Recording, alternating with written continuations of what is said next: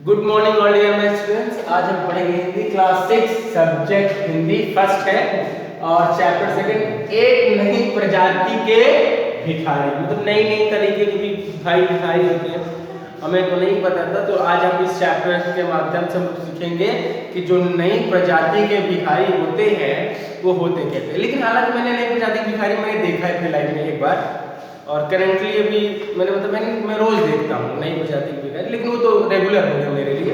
तो चलिए आज हम उसी के बारे में पढ़ते हैं। एक नई प्रजाति के भिखारी।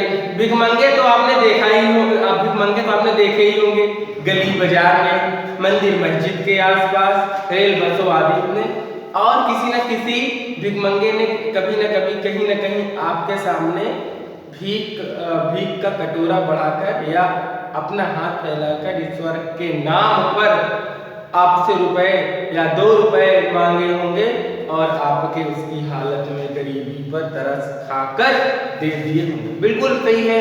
आपने कभी न कभी अपने पूरे लाइफ में भिखारी को देखे होंगे कहीं न कहीं, चाहे ट्रेन, बस, रेलवे, चौराहे, कहीं न कहीं वो कटोरा या लिए होते हैं या तो हाथ फैलाकर या भगवान के नाम पे किसी भी नाम पे, तो वो आपसे पैसे मांगते हैं और आप उनके कंडीशंस पे दया खाकर आप उन्हें पैसा भी दे देते हैं। तो ऐसे भिखारी तो सभी लोगों ने देखे हैं और हम भी देखे और आप लोग भी देखे हैं। अच्छा कि बार बार भिखारी को कहना मुझे अच्छा भी नहीं लग रहा, लेकिन मैं इसलिए कह रहा हूँ कि वो भी एक इंसान होते हैं, उनके सिचुएशन पे नहीं जाना चाहिए। लेकिन अभी चैप्टर है तो बीइंग अ टीचर हमें पढ़ाना चाहिए। तो हुआ क्या, एक दिन इसीलिए भिखमंगा शब्द आपकी जबान पर आते ही आपकी आंखों के सामने किसी फटे पुराने वस्त्रों में लिपटे हाथ में कटोरा लिए हुए किसी लाचार से व्यक्ति की छवि उभर आती होगी। इस तरह से आप निश्चित हो जाते होंगे कि भिखमंगे का बस वही रंग और रूप साज और सज्जा होती है। होता क्या है, इसको पहले पार्ट 1 भी देख, क्योंकि हम इसके पार्ट 2 भी बनाएंगे। अभी पहले पार्ट 1 में डालते हैं।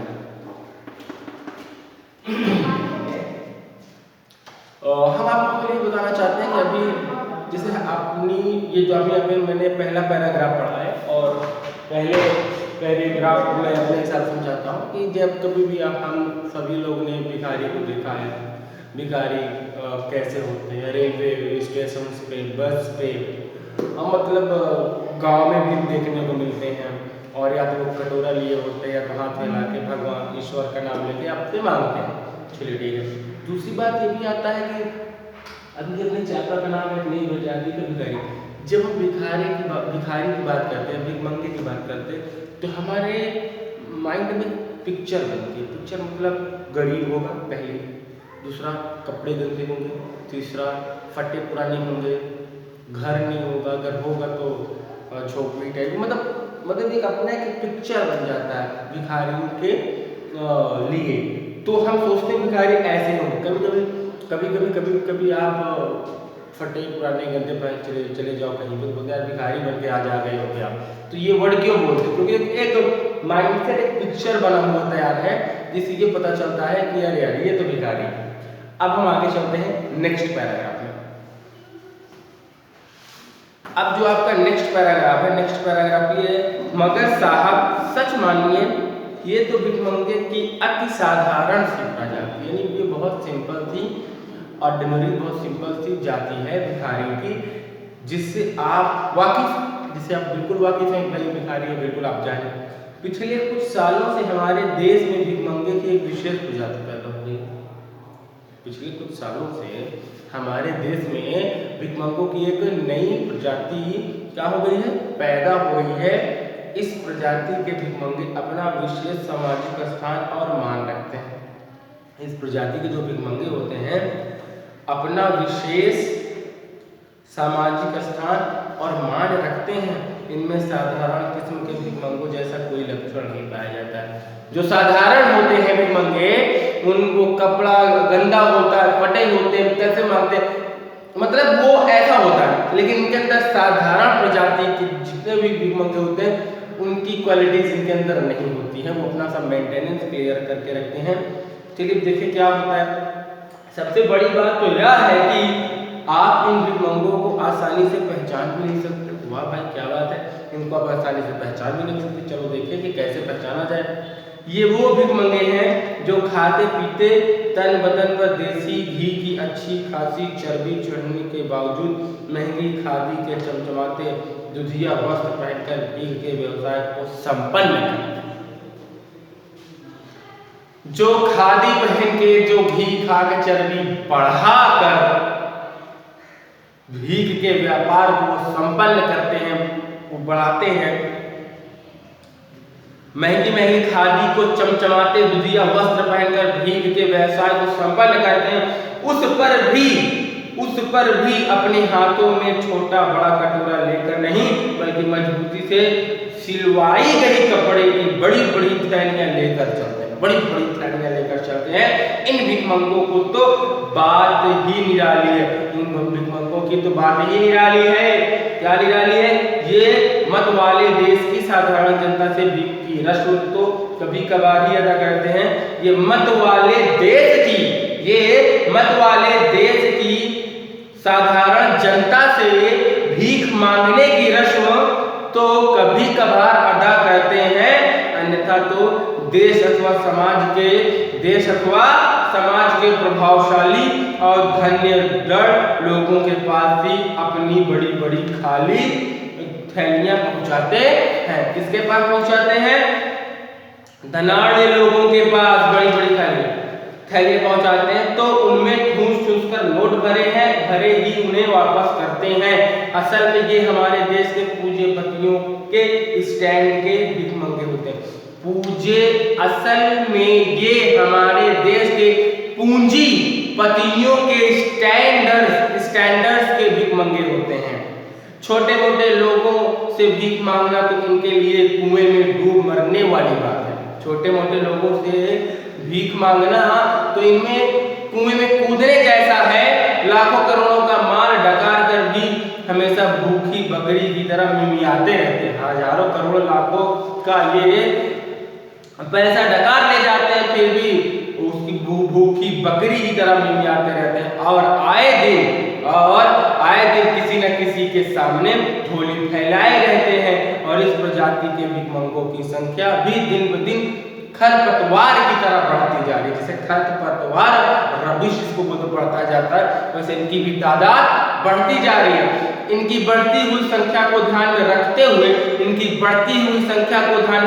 हुए यह कहना बिल्कुल गलत नहीं होगा कि यदि स्थिति यही रही तो एक दिन समस्त आर्थिक शक्तियां इनकी दास बनकर रह जाएंगी तथा हम साधारण देशवासी इन बड़े भिखमंगों के सामने भिखमंगे बनकर खड़े नजर आएंगे। खैर, चाहे कुछ भी हो, किंतु होगा तो केवल तभी जब हम इस प्रजाति के भिखमंगों को खुलकर पनपने देंगे। हमारी सरकार ने भी इन भिखमंगों के प्रजाति के अनावश्यक विकास पर प्रतिबंध लगाने का प्रयास करना शुरू कर दिए हैं, क्योंकि हमारे देश में भीख लेना तथा देना दोनों गैर कानूनी है।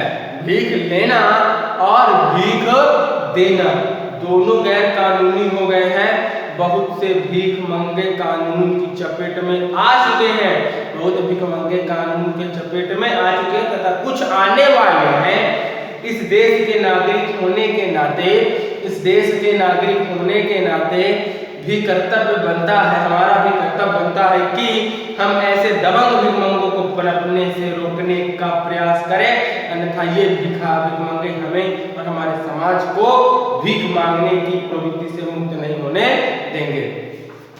ये आपका था chapter number 1, class 6 chapter 2 subject Hindi. मैं आपको ये बताना चाहता हूँ कि ये जो भिखमंगे हैं, ये इनकी एक नई प्रजाति है। जो नॉर्मल टाइप के जो भिखमंगे होते हैं वो तो ऐसे भीख मांगते हैं गली पे, गांव में टहल कर भगवान के नाम पे दे दे, इन सब तरीकों से भीख मांगते हैं। लेकिन कुछ नई प्रजातियां भी हैं जो नए तरीके से भी भीख मांगते हैं। और वो कौन है? वो कोई भी हो सकता है। ये पर्टिकुलरली किसी का नाम आप नहीं ले सकते, पर्टिकुलरली आप किसी को ये नहीं कह सकते, वो कोई भी हो सकता है। वो बड़े बड़े पूंजीपतियों से पैसा मांगते हैं और अगर इनकी जो प्रतिक्रिया कुछ तो कानून के चपेट में आ गए हैं, कुछ तो पकड़े जा चुके हैं और कुछ तो नहीं पकड़े जा चुके, और जो नहीं पकड़े जा चुके उन्हें बहुत जल्द पकड़ लिया जाएगा, क्योंकि कानून की गिरफ्त से कोई बच तो सकता नहीं। लेकिन अगर ये सिलसिला चलता रहा तो ये देश को बर्बाद कर देंगे और ये भिखमंगा बनाकर ही छोड़ेंगे, क्योंकि ये अगर छोटी जातियों से या अगर कहीं जाके 10-5 कटोरे लेके भीख मांग लेंगे तो इनकी इज्जत डूब जाएगी, मतलब कुएं में डूबने के समान है। इसीलिए ये पूंजीपतियों से पैसा मांगते हैं, बड़े बड़े अमाउंट में पैसा मांगते हैं, झोलियां थैलियां भर भर के आती हैं।